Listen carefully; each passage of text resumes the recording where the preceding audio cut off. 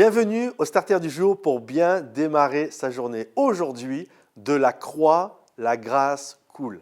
Je ne sais pas si vous connaissez ce vieux cantique, qui est un cantique qui a jalonné mon enfance, voire une partie de mon adolescence. Et c'est vraiment un cantique qui est magnifique et je crois vraiment en cette réalité de la croix, la grâce coule.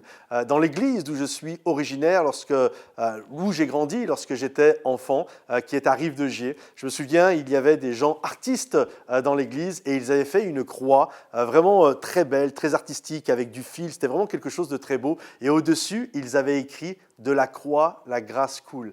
Et lorsque l'on chantait ce chant à l'église de Rive-de-Gier, vraiment, plusieurs de nous, on avait la chair de poule, on était emportés, notre cœur débordait de joie et de reconnaissance envers ce Dieu qui a donné sa vie pour nous afin que nous puissions recevoir cette grâce. Oui, de la croix, la grâce coule pour tous les pécheurs du monde, quelle que soit notre vie. Et aujourd'hui, que tu ne connaisses pas Dieu, ou même si tu connais Dieu, parce qu'il y a cette réalité, parfois nous connaissons Dieu, mais nous trébuchons, parfois nous avons un péché caché. J'aimerais te dire, sa grâce aujourd'hui est encore effective. Elle n'est pas qu'effective le jour où tu rencontres Jésus, elle est effective jour après jour, toujours. Ça ne s'est pas arrêté depuis la mort de Jésus à la croix jusqu'à nous. Nous sommes en l'an de grâce 2022. Jésus est venu publier une année de grâce. Alors saisis. Et lorsque la grâce, elle est pour les plus coupables d'entre nous. Et lorsque nous réalisons que nous sommes coupables, alors cette grâce vient.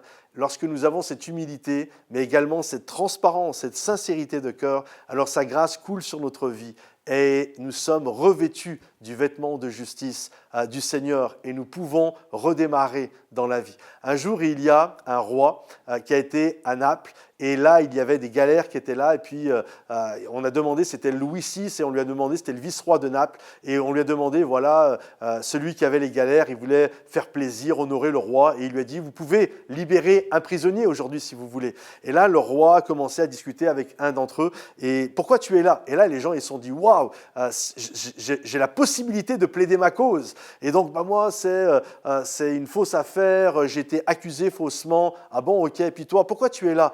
Moi, c'est quelqu'un qui s'est fait passer pour moi, mais ce n'était pas moi le coupable. Et toi, ah bon, et toi, pourquoi tu es là? Moi, c'est parce qu'il y a eu des fausses preuves contre moi, c'est des représailles qui sont passées sur ma vie, etc. Puis à un moment donné, il se retourne vers quelqu'un, il dit, toi, pourquoi tu es là?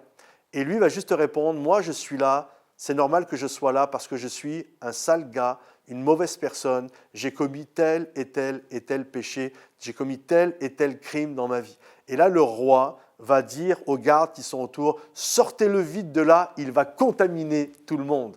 Et la grâce, elle n'est pas pour les justes, la grâce, elle est pour les pécheurs. Donc vivre la grâce de Dieu, c'est reconnaître notre péché. Et lorsque nous reconnaissons notre péché, alors la grâce coule sur nos vies et nos vies prennent un autre chemin.